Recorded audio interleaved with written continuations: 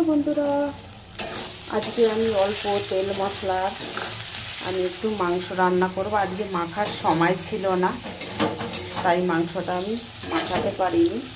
প্রত্যেকদিন মাখিয়ে করি। দেখো, টাইম না থাকলে আলুটা ভেজে নিয়েছি একটু, আর এই মাংসগুলো এরকমই দিয়ে দেবো। এখনও শুকনো লঙ্কাটা দিইনি, সব কিছুই দিয়ে দিয়েছি। অল্প তেল মশলায় আমি রান্নাটা করব।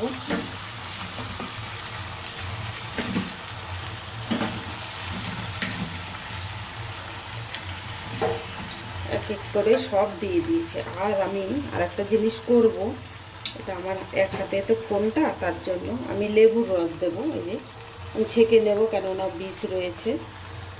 লেবুর রসটা দিলে তোমার মাংসটা ভাঙে না, নরম থাকে, সুন্দর হয়। এর জন্য দিয়ে দিলাম। পরে দেখাচ্ছি, পরের রেসিপি দেখার জন্য অনুরোধ রইল। টাটা।